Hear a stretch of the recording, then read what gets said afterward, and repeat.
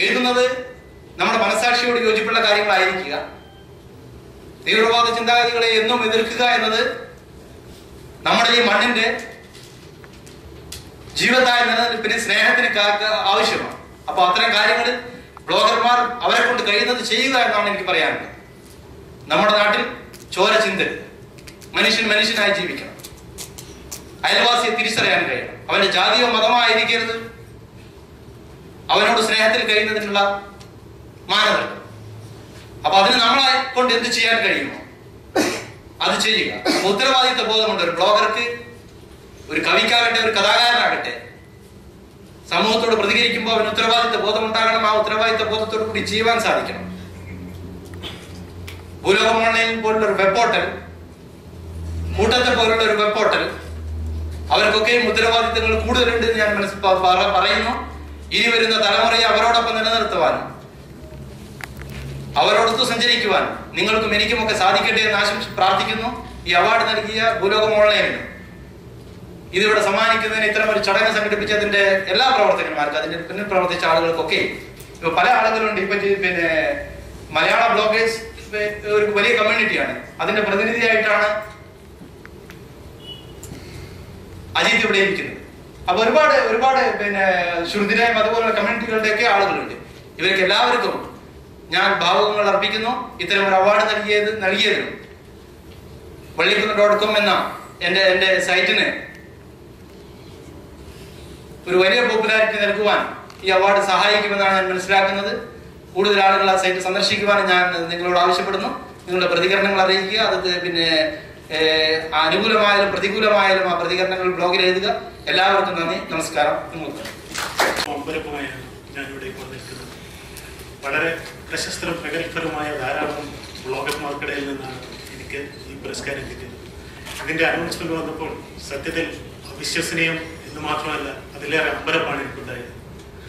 വളരെയധികം സന്തോഷമുണ്ട്. ഏതാണ്ട് ഒരു 15 വർഷത്തോളം നീണ്ട പ്രവാസ ജീവിതത്തിനിടയിൽ മനസ്സിൽ കിട്ടിയ ഏറെ അനുഭവങ്ങൾ തീക്ഷ്ണമായിട്ടുണ്ടായിരുന്നു, വേദനിപ്പിക്കുന്നുണ്ടായിരുന്നു. ആ അനുഭവങ്ങൾ എൻ്റെ സുഹൃത്തുക്കളുമായി പങ്കുവെക്കണമെന്ന് തോന്നിയപ്പോഴാണ് ഒരു ബ്ലോഗിനെ കുറിച്ച് ഞാൻ ആലോചിച്ചത്. വൈഖരി എന്ന പേരിൽ എൻ്റെ ബ്ലോഗ് ഭൂലോകത്ത് പ്രതീക്ഷിക്കപ്പെട്ട ഏതാനും മാസങ്ങൾ മാത്രമേ ആയിട്ടുള്ളൂ. ഇത്ര ചുരുങ്ങിയ കാലയളവിൽ ഇതിന് കിട്ടിയ അംഗീകാരം തീർച്ചയായും എന്നെ ഏറെ സന്തോഷവാനായിരുന്നു. എനിക്ക് കിട്ടുന്ന ഈ പുരസ്കാരത്തിന് പലരോടും നന്ദി പറയേണ്ടതുണ്ട്. എന്നെ ഞാനാക്കിയ മലയാളികളുടെ ഏറ്റവും വലിയ സൗഹൃദ കൂട്ടായ്മയായ കൂട്ടം.com, ഈ കൂട്ടം.com ആണ് എന്നെ ഞാനാക്കിയത്. എനിക്ക് കിട്ടിയ പുരസ്കാരം കൂട്ടം.com-നും കൂട്ടത്തിലെ എൻ്റെ പ്രിയപ്പെട്ട സ്നേഹിതർക്കുമായി ഞാൻ സമർപ്പിക്കുകയാണ്.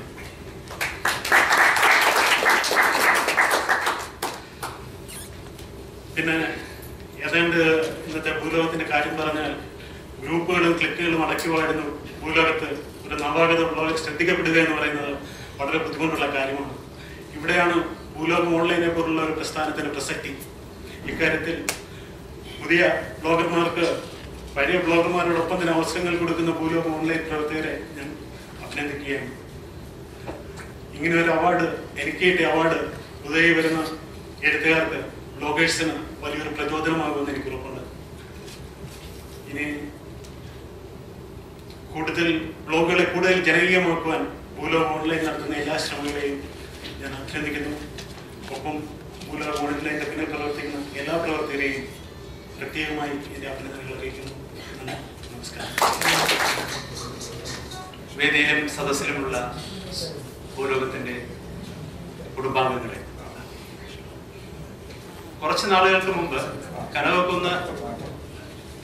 കനകക്കുന്നിൽ വെച്ച് നടക്കുന്ന ഒരു ഫെസ്റ്റിവലിൽ ഭൂലോകം ഓൺലൈൻ്റെ പ്രിന്റഡ് എഡിഷൻ എന്റെ കയ്യിൽ കിട്ടി. അതിനു മുമ്പ് 1-2 പ്രാവശ്യം പത്രത്തില് വാർത്തകൾ വന്നിരുന്നു ഇത്തരം ബ്ലോഗ് കൂട്ടായ്മയെ പറ്റി. അന്നെല്ലാം ഗൂഗിളിൽ, നേരത്തെ പറഞ്ഞ മാതിരി ഗൂഗിളില്ലാത്ത ജീവിതമില്ല. ഒരു ദിവസം 40 പ്രാവശ്യം 50 പ്രാവശ്യമാണ് ഗൂഗിളിൽ പല കാര്യത്തിനായിട്ട് കയറി പറ്റുന്നത്. അക്കൂട്ടത്തില് ഗൂഗിളിൽ പല പ്രാവശ്യം ടൈപ്പ് ചെയ്ത് നോക്കിയെങ്കിലും എനിക്കൊരു അബദ്ധം പറ്റിപ്പോയ ഒരു അബദ്ധം എന്ന് പറഞ്ഞു കഴിഞ്ഞാല് ഭൂലോകം എന്നുള്ള രീതിയിൽ BH വെച്ച് ഞാൻ സെർച്ച് കൊടുത്തു. എനിക്ക് ഒരിക്കലും ആ സൈറ്റിൽ എത്താൻ പറ്റിയില്ല. കൂടുതൽ വേറെ ലോകങ്ങളിലേക്കൊന്നും തപ്പി തടയാനൊന്നും പോയില്ല. സ്വന്തമായിട്ട് ട്രിവാൻഡ്രം ടോക്ക് എന്ന് പറഞ്ഞിട്ട് ഒരെണ്ണം ഞാൻ കുറച്ചു കാലം ഓടിച്ചുകൊണ്ടിരുന്നു. അത് എനിക്ക് വേണ്ടപ്പെട്ട കുറച്ചു പേർക്ക് മാത്രം അറിയാവുന്നൊരു കാര്യം. അതിനുശേഷം അങ്ങനെ വലിയ തോതിലൊന്നും ഇതുമായിട്ട് ഇടപെടാതെ നിൽക്കുന്ന സമയത്താണ് ഭൂലോകത്തിന്റെ പ്രിന്റഡ് എഡിഷൻ എൻ്റെ കയ്യിൽ വരുന്നത്. അന്ന് തന്നെ ഞാൻ ഒരു പോസ്റ്റ് അതിനകത്തിട്ടു. പിറ്റേന്ന് രാവിലെ ഞാൻ ഞെട്ടിപ്പോയതെന്ന് വെച്ചാൽ രാവിലെ എനിക്ക് വരുന്ന കോള് ലണ്ടനിൽ നിന്ന് നമ്മുടെ ഡോക്ടർ ബ്രൈറ്റ് എന്നെ വിളിച്ചിട്ട് പറഞ്ഞു, നന്നായിട്ടുണ്ട് ദിലീപ്, കുറച്ചുകൂടെ എഴുതണം എന്നൊക്കെ പറഞ്ഞു.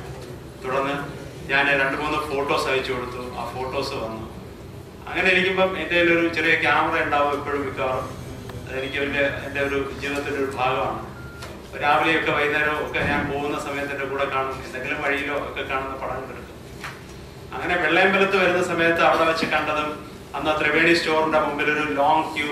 രാവിലെ 5:45 മണിക്ക് തന്നെ 180 ആള് നിരന്ന് നിൽക്കുക സബ്സിഡി സാധനങ്ങൾ വാങ്ങിക്കുക. വളരെ വിഷമം തോന്നി. പ്രായമായ അമ്മമാരും മറ്റുമൊക്കെ. നമ്മൾ അതുപോലത്തെ ക്യൂ കാണുന്ന വൈകുന്നേരങ്ങളിൽ അറിയാലോ സ്ഥലം, അവിടെ മാത്രമേ ഈ ക്യൂ കാണാറുള്ളൂ. ഈ അമ്മമാര് കൊച്ചുവെളുപ്പാൻ കാലത്ത് അവർ വൈകുന്നേരത്ത് പോയി നിൽക്കുന്ന ക്യൂവിന് പകരം, ഈ ബെവറേജസിന്റെ നിൽക്കുന്ന ക്യൂവിന് പകരം ഇവർ ത്രിവേണിയിൽ പോയി നിൽക്കുന്ന ക്യൂ കണ്ടപ്പോൾ വിഷമം തോന്നി. അതിനെപ്പറ്റി ഒരു ചെറിയ റിപ്പോർട്ട് ഞാൻ എഴുതി, തിരുവനന്തപുരം വിശേഷം എന്ന് പറഞ്ഞിട്ട്. അപ്പൊ പിറ്റേന്ന് തന്നെ കാപ്പിലാന മറുപടി എഴുതി, ഇത് നല്ലൊരു ഐഡിയ ആയിട്ട് തോന്നുന്നു, ദിലീപ് പറ്റുമെങ്കിൽ ഇത് ദിവസേന ചെയ്താൽ കൊള്ളാമായിരുന്നു. ഇതുപോലെ തന്നെ എല്ലാ മെട്രോസിൽ നിന്നും ആരെങ്കിലും ഒക്കെ ഇത് ചെയ്താൽ കേരളത്തിന്റെ 3 മെട്രോസിലുള്ള വാർത്തകൾ നമുക്ക് പ്രവാസികളായിട്ടുള്ളവർക്ക് അന്നൊന്നും അറിയാൻ പറ്റുമല്ലോ, ഒന്ന് ട്രൈ ചെയ്ത് നോക്കൂ എന്ന് പറഞ്ഞിട്ട് പുള്ളി പേര് മാറ്റാൻ പറഞ്ഞു. അനന്തപുരി വിശേഷം എന്ന പേര് മാറ്റാനായിട്ട് സജഷൻ. അങ്ങനെ പിറ്റേന്ന് തന്നെ ഞാനൊരു സെറ്റൊക്കെ ചെയ്തിട്ട് പിന്നീട് ഇതിനു വേണ്ടിയുള്ള പരിശ്രമം. പിന്നെ അത് മാത്രമല്ല, തിരുവനന്തപുരത്ത് നടക്കുന്ന ഒരുവിധപ്പെട്ട സാഹിത്യ കലാ കൂട്ടായ്മകളിലെല്ലാം ഞാൻ ഒരു കേൾവിക്കാരനായിട്ടോ കാഴ്ചക്കാരനായിട്ടോ ഒരു ഡിസംബറായിട്ടോ ഒക്കെ പോയി ഇരിക്കാറുണ്ടായിരുന്നു. പിന്നെ ഇന്ദ്ര സാറിന്റെ തന്നെ എത്രയെങ്കിലും ഇത് ഞാൻ ഈ അനന്തപുരി വിഷയത്തിനിടയിൽ നേരത്തെ പറഞ്ഞ മാതിരി എത്രയോ പ്രാവശ്യം സാറിന്റെ ഫോട്ടോസും റിപ്പോർട്ടുകളും അതിൽ വളരെ എനിക്ക് ഒരു തോന്നിയെന്ന് പറഞ്ഞാൽ തിയോസഫിക്കൽ സൊസൈറ്റിയുടെ ഒരു മീറ്റിംഗ് ഉണ്ടായിരുന്നു. വളരെ ചുരുങ്ങിയ ആൾക്കാരേ ഉള്ളൂ. അതിനകത്ത് ഞാനും ചെന്നു.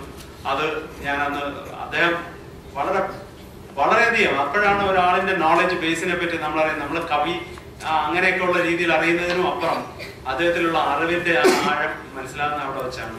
അങ്ങനെ നിരവധി പുതിയ കാര്യങ്ങൾ നമുക്ക് മനസ്സിലാക്കാൻ സാധിച്ചു.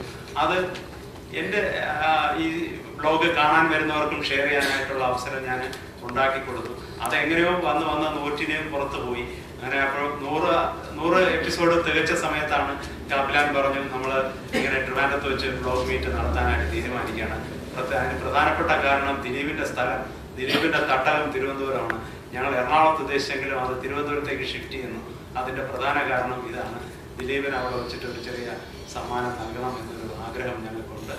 അതിന് മുമ്പ് 2-3 പ്രാവശ്യം ഇന്റർവ്യൂവിന് വേണ്ടിയിട്ട് എന്നെ ഇതേപോലെ അമേരിക്കയിൽ നിന്നും ലണ്ടനിൽ നിന്നും ഒക്കെ ഓരോരുത്തരായിട്ടെങ്കിലും വിളിച്ചെങ്കിലും ഞാൻ അതെല്ലാം നിരുത്സാഹപ്പെടുത്തി. എനിക്കതിൽ താല്പര്യമില്ല. എനിക്ക് പുറത്തു വരാൻ ഇന്നും സത്യത്തിൽ ഞാനിത് കർട്ടന് പുറകിൽ നിൽക്കണം എന്ന് വെച്ചതാണ്. ജിക്കുവിന്റെ നിർബന്ധം കൊണ്ടാണ് ഇങ്ങനെ ഒരു പ്രസന്റേഷന് വേണ്ടിയിട്ട് ഞാൻ മുമ്പിലേക്ക് വരേണ്ടി വന്നത്. ഇല്ലെങ്കിൽ നിങ്ങൾ ആരും അറിയപ്പെടാതെ ഇതിനകത്ത് തന്നെ ഇരിക്കാനുള്ള ഒരു താല്പര്യത്തിലാണ് ഞാൻ വന്നത്. ഏതായാലും ഈ ഒരു കൂട്ടായ്മ ഇതുപോലെ തന്നെ നിലനിന്ന് പോകണം. കൂടുതൽ ആൾക്കാർ ഇതിനകത്തേക്ക് വരണം എന്ന് പറയാൻ എനിക്ക് ആത്മാർത്ഥമായിട്ടുള്ള ആഗ്രഹമുണ്ട്. പിന്നീട് 1-2 കാര്യങ്ങളൂടെ നമ്മളെ ഭൂലോകത്തിനെ പറ്റി പറയാനായിട്ടുണ്ട്. ഭൂലോകത്തിന്റെ ഇംഗ്ലീഷ് വേർഷൻ നമ്മൾ ഒരു 3 മാസങ്ങൾക്ക് മുമ്പായിട്ട് റിലീസ് ചെയ്തിട്ടുണ്ട്. അരുണിനാണ് ചാർജ് അതിന്റെ തന്നിട്ടുള്ളത്. അപ്പോൾ ഇംഗ്ലീഷ് ബ്ലോഗ് ചെയ്യുന്ന ജേക്കബ് സാറൊക്കെ ഇതിന്റെ ഇടയിലുണ്ട്. എൻ്റെ നേരിട്ട് പരിചയത്തിലുള്ള ആളായിരുന്നു ഞാൻ പറയുന്നുള്ളൂ. അതേപോലെ നിരവധി പേര് ഇംഗ്ലീഷിലും എഴുതാൻ കഴിവുള്ളവർ ഇതിനകത്തുണ്ട്. അവരുടെ കോൺട്രിബ്യൂഷൻസ് ലിറ്റററി വർക്കായിരുന്നാലും അല്ലാതുള്ള എന്ത് വർക്കായിരുന്നാലും ഭൂലോകത്തിന്റെ ഇംഗ്ലീഷ് വേർഷൻ കൂടെ അത് പബ്ലിഷ് ചെയ്യണമെന്ന് ഞങ്ങൾ അപേക്ഷിക്കുകയാണ്. അതേപോലെ തന്നെ ശ്രുതിനിലയത്തിന്റെ അനില്, സൂരജ് ഇങ്ങനെയുള്ളവര് നമ്മളുടെ കഴിഞ്ഞ തവണയും ഇത്തവണയും നടന്ന 2 മീറ്റിങ്ങുകളിലും വളരെ സജീവമായിട്ടുള്ള സാന്നിധ്യവും സഹകരണവും എല്ലാ കാര്യത്തിലും നമുക്ക് തന്നിട്ടുണ്ട്. അതുപോലെ തന്നെ കൂട്ടത്തിന്റെ ജ്യോതിയും ഞാൻ ആദ്യമായിട്ട് കാണുകയാണ്. ഇങ്ങനെ ഒരാളെ പറ്റി അറിയാമെങ്കിലും കണ്ടിട്ടില്ലായിരുന്നു. ഇന്ന് വേദിയിൽ വന്നപ്പോഴാണ് ആദ്യമായിട്ട് നേരിൽ കാണാനായിട്ടുള്ള ഒരു ഭാഗ്യം കിട്ടിയത്. ഏതായാലും ഇത് പരസ്പരം സഹകരിച്ചിട്ട് ഇതിന് കൂടുതൽ പ്രചരണം അങ്ങോട്ടും ഇങ്ങോട്ടും കൊടുക്കുക എന്നുള്ളതാണ്. വെട്ടിപ്പിടിക്കാനോ അല്ലെങ്കിൽ യുദ്ധം ചെയ്യാനോ ഉള്ള ഒരു വേദിയായിട്ട് ഈ ബ്ലോഗിന്റെ ലോകം മാറാതിരിക്കട്ടെ. അത് ഈ പുതുയുഗത്തിൽ പുതിയ വർഷം വരാൻ പോകുന്നു. ആ വർഷത്തിൽ നിങ്ങൾക്കെല്ലാവർക്കും സുന്ദരമായ ഒരു പുതുവർഷം ആശംസിച്ചുകൊണ്ട് എൻ്റെ വാക്കുകൾ ചുരുക്കുന്നു. നന്ദി, നമസ്കാരം.